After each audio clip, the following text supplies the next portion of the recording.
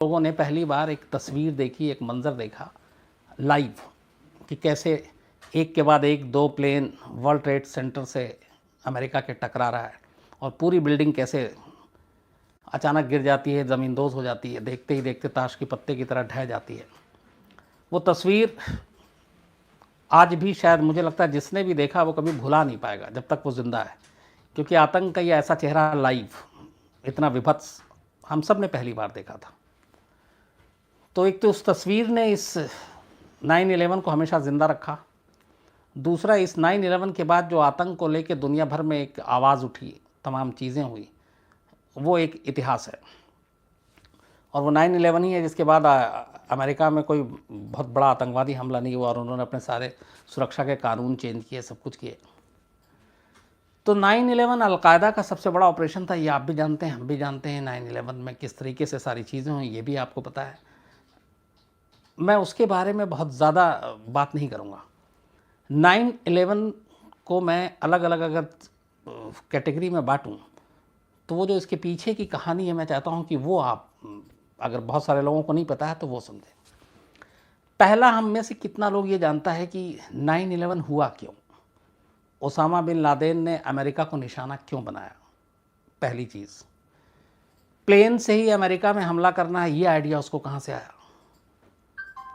तीसरा, प्लेन को बम बनाकर अमेरिका पे ही गिराने के लिए जो ट्रेनिंग देने का तरीका था, जो आइडिया था, वो उसके दिमाग में कहाँ से आया। 4, कैसे उसने 19 लोगों की एक टीम बनाई, उन्हें ट्रेनिंग दी गई, फिर वो बारी बारी से अलग अलग किस्तों में, अलग अलग खेप में अमेरिका पहुँचे, वो पूरी प्लानिंग क्या थी। लास्ट, कैसे प्लेन को हाईजैक करना था और हर एक को क्या क्या रूट दिया गया था। तो ये अलग अलग चरणों में पूरी कहानी है। इस कहानी की कायदे से 9/11 हुआ 2001 में, लेकिन इस पूरी साजिश को बुनना शुरू हो गया था 3 साल पहले, 1998 में। 97-98 के दौरान अमेरिका और बाकी मुल्क, जब अलकायदा ने चूँकि बहुत सारे ऐसे ऑपरेशन किए थे, तो उसको लेके अलकायदा के ख़िलाफ़ ज़ोरों शोर से लड़ाई छिड़ गई थी और जगह जगह पे अमेरिका बमबारी कर रहा था। अफ़गानिस्तान में लगातार जितने भी ठिकाने थे जो शक के घेरे में, तो उन पे हो रहा था। कई जगह पे लीबिया में भी अमेरिका ने अटैक किया अलकायदा के शक में, बहुत सारे लोग मारे गए। तो ये जब अमेरिका के हमले बढ़े तो दुनिया को डराने और दहलाने के लिए ओसामा बिन लादेन ने जो सबसे पहला बड़ा आतंकी हमला प्लान किया था, वो 7 अगस्त 1998 को किया था, जब तंजानिया और कीनिया में अमेरिका के 2 दूतावास पर आतंकवादी हमला किया गया, जिसमें करीब 300 लोग मारे गए। इसको ओसामा बिन लादेन अपनी बहुत बड़ी कामयाबी मानता था। उसके बाद फिर बदले में अलकायदा के ख़िलाफ़ हमले शुरू हुए, तो उससे ओसामा बिन लादेन थोड़ा परेशान हो गया। तो तंजानिया में और कीनिया में जब ये हमला हुआ और 300 लोग मारे गए, तो ओसामा बिन लादेन का थोड़ा हौसला बढ़ा। उसने कहा कि हम इससे भी बड़ा कुछ हमला कर सकते हैं। और चूँकि अमेरिकी दूतावास पे हुआ था और लादेन का सबसे बड़ा दुश्मन अमेरिका, तो उसने कहा अमेरिका को चोट पहुँचाने के लिए कुछ बहुत बड़ा करना चाहिए। तो वो इस 7 अगस्त को पहली बार उसको ये आइडिया आया, जब तंजानिया और कीनिया में सक्सेसफुल उसने अपना ऑपरेशन को अंजाम दिया कि हमें कुछ करना है। वहाँ से उसने सोचना शुरू किया, लेकिन क्या करना है तब तक उसके पास कोई आइडिया नहीं था। अब धीरे धीरे जब उसने सोचना शुरू किया तो उसके दिमाग में 2-3 चीज़ें चल रही थी। एक तो ये था कि अमेरिका को टारगेट करना ही है। दूसरा, जो ओसामा बिन लादेन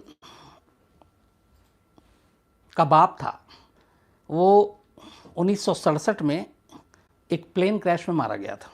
तो प्लेन क्रैश उसके जहन में था। Mohammed bin Awad bin Laden, Osama bin Laden के फादर का नाम है ये। और ये 3 सितंबर 1967 की बात है। और तब ओसामा बिन लादेन 10 साल का था और एक विमान हादसे में उसके फादर की डेथ हो गई।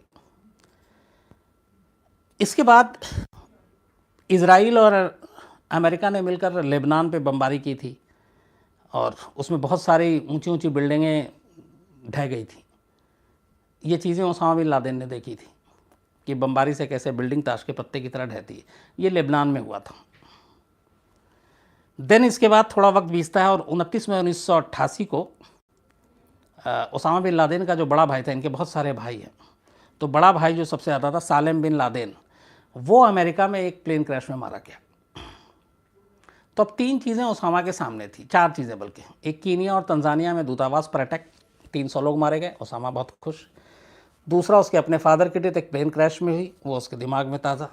तीसरा, इजराइल और अमेरिका ने लेबनान पे हमला किया था जिसमें बहुत सारी मल्टी स्टोरीज बिल्डिंग ताश के पत्तों की तरह ढह गई, वो उसने देखा।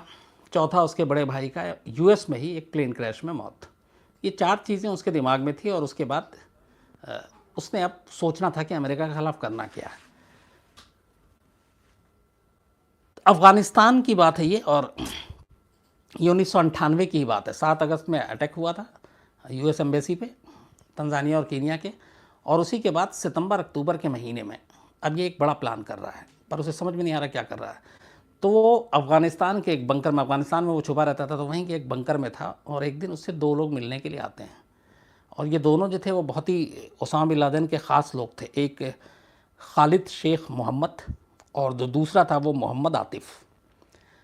खालिद शेख जो मोहम्मद था, ये 1996 में सूडान में जब अमेरिकी दूतावास पर हमला हुआ था, अलकायदा ने किया था, तो ये उसका मास्टरमाइंड था। ओसामा बिन लादेन ने इसी को रिक्रूट किया था, और ये बहुत सारे ऐसे जो प्लानिंग करता था आतंकवादी हमले को कैसे अंजाम देना, तो पूरी टीम थी लादेन के पास। तो खालिद शेख मोहम्मद का सिर्फ काम ये था कि कैसे प्लानिंग करनी है और कैसे साजिश को अंजाम देना है, जबकि जो मोहम्मद आतिफ़ था वो आतंकवादियों को ट्रेनिंग देने का काम करता था, उनको जिहादी बनाने का, फ़िदाइन बनाने का, ह्यूमन बॉम्ब बनाने का काम करता था मोहम्मद आतिफ़, और ये दोनों बड़े ख़ास थे। तो सितंबर अक्टूबर के महीने में अफ़गानिस्तान में आतिफ़ और Sheikh Mohammed Osama bin Laden से मिलते हैं। ओसामा बिन लादेन उन्हें अपना सोच बताता है कि उसे अमेरिका पे बहुत बड़ा हमला करना है, और फिर वो कहता है कि क्या करें, और वहीं उसी मीटिंग में ये तय होता है कि अमेरिका की सरज़मीन पर अमेरिकी जहाज़ को ही बम की तरह इस्तेमाल करके और अलग अलग जगहों पे गिराएंगे, जिसमें वर्ल्ड ट्रेड सेंटर था, जिसमें पेंटागन जो उनका डिफेंस मिनिस्ट्री यूएस का है वो है। इसके अलावा एक और भी बहुत इम्पोर्टेंट था, वो था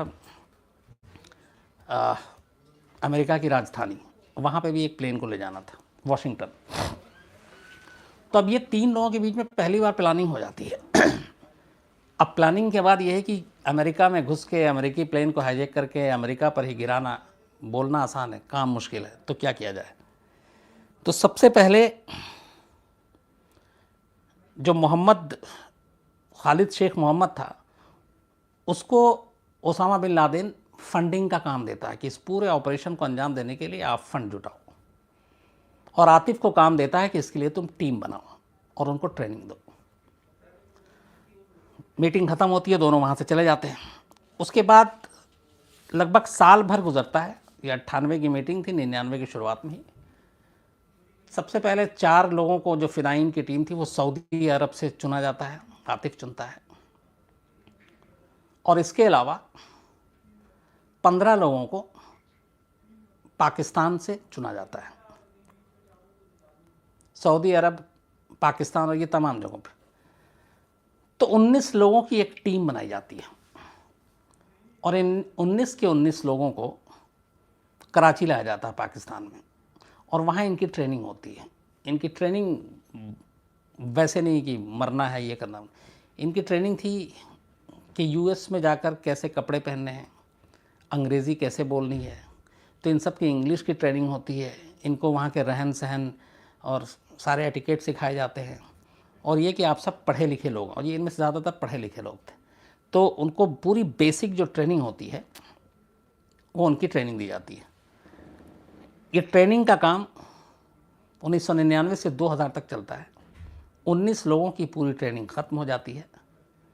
अब ये था कि इन्हें अमेरिका पहुंचाना है, और अमेरिका पहुंचाने के बाद आगे की ट्रेनिंग होनी है। तो जो ओसामा बिन लादेन का जो पहला चरण था पूरा इसका, वो तैयार हो जाता है। वो इस तरीके से कि मीटिंग होती है, 19 लोगों को चुना जाता है, 19 लोगों को बताया जाता है, और 19 लोगों की ट्रेनिंग होती है। उसके बाद अब इन्हें अमेरिका पहुंचाना। तो अमेरिका पहुंचाने के लिए इन सब के पहले सब कुछ कागजात तैयार होता है। उसके बाद सन 2000 में पहली बार, 2000 के सेकंड हाफ में, मतलब जून के बाद, जो 19 लोग चुने गए थे इस मिशन के लिए, उनमें से 5 लोगों को 5-5 की टीम बनाई जाती है अलग अलग पहले। लेकिन जो 19 लोग थे उनमें से साल 2000 में सबसे पहले 3 लोग थे, खालिद अल मेदर, नवाफ अल हाजमी और एक और था, लेकिन उसको फिर बाद में हटा दिया गया क्योंकि वीज़ा में प्रॉब्लम थी। तो 2 लोगों को चुना गया पहली खेप में यूएस भेजने के लिए। ये दोनों जनवरी 2000 में सैन डियागो, अमेरिका का एक शहर है, वहाँ पहुँचते हैं अकेले दोनों, और वहाँ जाके वहाँ की एक जो फ्लाइंग क्लब थी लोकल, वहाँ एडमिशन ले लेते हैं, और प्राइवेट फ्लाइंग क्लब लोकल में, तो वहाँ वो प्लेन उड़ाने की ट्रेनिंग लेते हैं 2 लोग, जनवरी 2002 में जाकर। इनके जाने के ठीक 1 महीने के बाद फरवरी 2000 में मोहम्मद अता, मारवान अल शेडी और ज़ियाद ज़र्रा, 3 लोग, उनके पहले खेप में 2 गए, उसके बाद अब ये 3 लोग ये पहुंचते हैं अमेरिका। और ये अमेरिका में सैन डियागो नहीं जाते जहाँ पे वो पहले 2 गए थे, ये जाते हैं फ्लोरिडा शहर में, और फ्लोरिडा में जाकर वहाँ की एक प्राइवेट फ्लाइंग क्लब में एडमिशन ले लेते हैं। तो पहला 2 गया, उसके बाद ये 3 गए, पहला जनवरी में गया, दूसरा फरवरी में गया। इसके बाद शक ना हो इसलिए अगले 8-9 महीने तक कोई नहीं जाता। फिर दिसंबर में छठा जाता है, उसका नाम था हानी इंजौर। ये फिर सैन डियागो जाता है जहाँ पहले 2 पहुँचे थे, और वहाँ जाके उसी फ्लाइंग क्लब में एडमिशन ले लेता है, लेकिन ये अनजान रहता है कि वो उन दोनों को नहीं जानता। तो जो 19 लोग थे उनमें से सिर्फ 6 लोगों को जनवरी से लेकर दिसंबर 2000 तक यूएस के 2 अलग अलग शहरों में भेजा जाता है। वहाँ इनको फ्लाइंग क्लब में एडमिशन मिलता है, वहाँ वो प्लेन उड़ाना सीखने लगते हैं। अब इनकी ट्रेनिंग चल रही है, जनवरी से दिसंबर तक एक है, उसके बाद साल 2001 आता है। अब साल 2001 में ये 6 चुके पहुँच चुके हैं वहाँ पे अलग अलग खेप में, 19 में से अब बचे 13। ये 13 लोग 2001 के शुरुआत में अलग अलग अमेरिका पहुंचते हैं। इन सबको वीज़ा मिल चुका था। अब ये वहाँ जाकर अपना अलग अलग सब रहने लगते हैं अलग अलग शहरों में।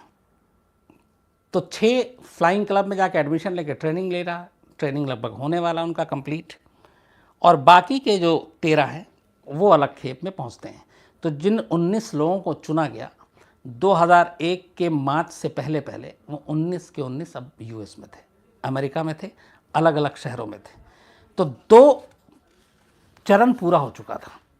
पहला करना क्या है, दूसरा टीम बनाना, और फिर उनको ट्रेनिंग देना। तो दोनों चरण जब पूरा हो गया और इनकी ट्रेनिंग पूरी हो गई, मार्च से उसके बाद वक्त बीतता है, 6 महीना गुजर जाता है, तब तक सबकी ट्रेनिंग हो गई। अब ये 6 महीने के बाद ये 19 लोग जो थे ये अलग अलग शहरों में बढ़ जाते हैं। इसके बाद दिन चुना जाता है 11 सितंबर 2001। इन 19 लोगों में से 5, 5, 5 और एक 4 ग्रुप बनाया जाता है। एक टीम में 5 लोग, दूसरे में 5 लोग, तीसरे में 5 लोग और चौथे में 4।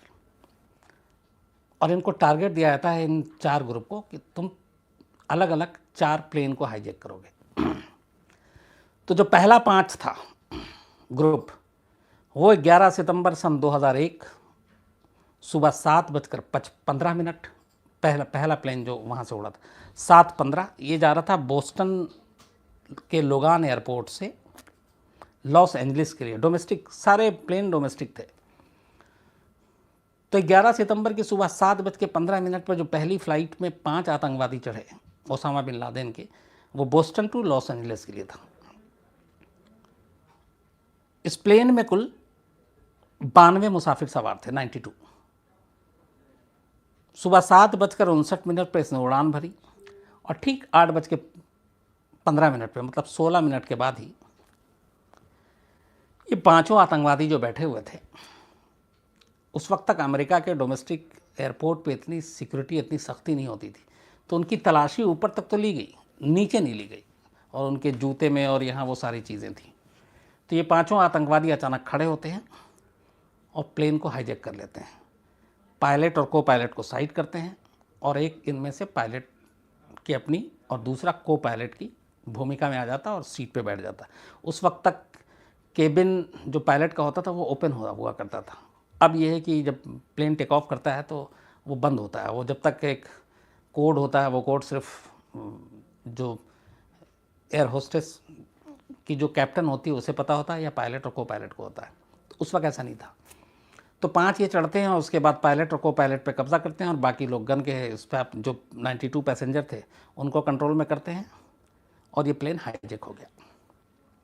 ये 7:15 पे हुआ।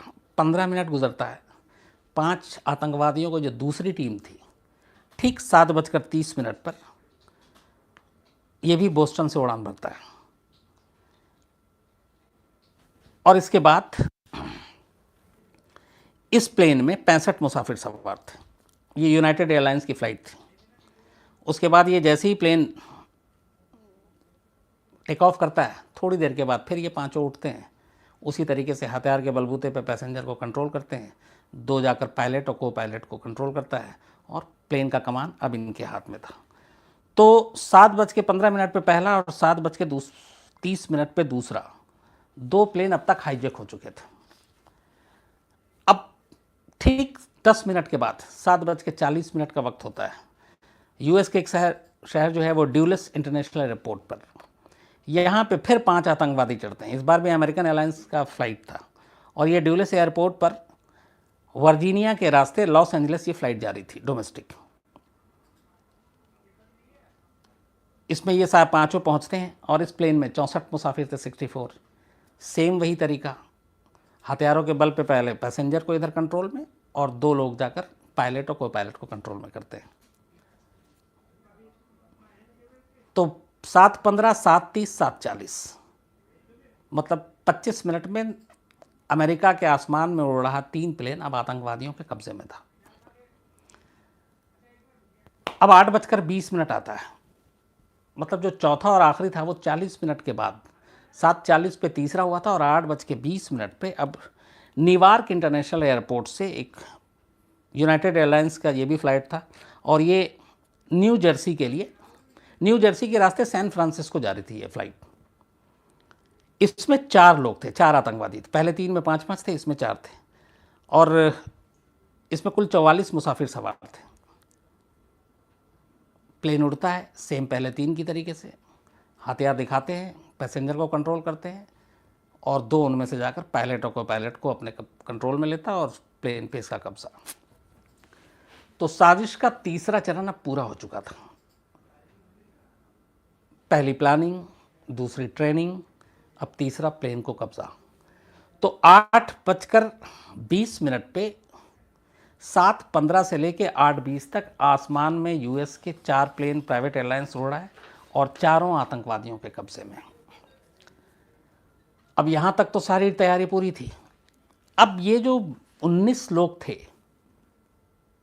5, 5, 5 और एक में 4, इन सबको बता दिया गया था पहले से और इसीलिए उन्होंने प्लेन को हाईजैक किया था जो इनकी मंजिल थी, जो डायरेक्शन था।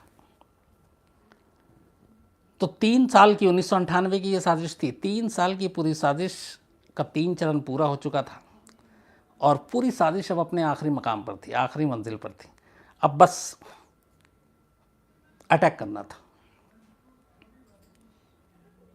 अब 7:15 पे जो पहला प्लेन हाईजैक हुआ था, वही प्लेन 8:46 पर सबसे पहले वर्ल्ड ट्रेड सेंटर पे जाता है। पायलट को मालूम था, ट्रेनिंग ले चुका था, वो प्लेन का डायरेक्शन चेंज करता है और सीधे वर्ल्ड ट्रेड सेंटर की तरफ ले जाता है और ले जाके वर्ल्ड ट्रेड सेंटर से टकरा देता है। जो तस्वीर आप सब ने देखी, आज भी आप देख सकते हैं, क्राइम तक पे टीज़र पे भी है वो। तो वो सीधा ले जाके टकरा देता है।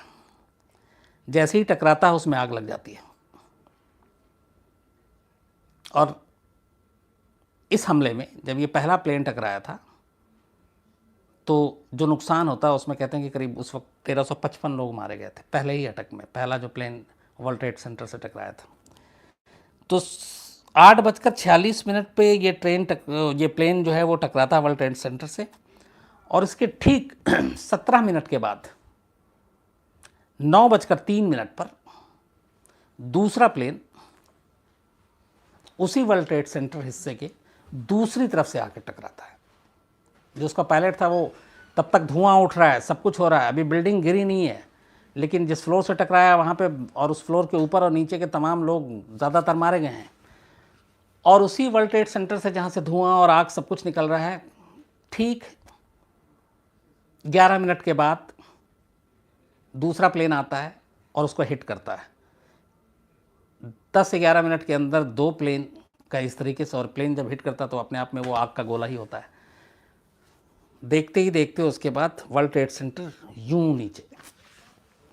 तो ये जो दूसरा गिरा था इसमें 637 लोग मारे गए थे।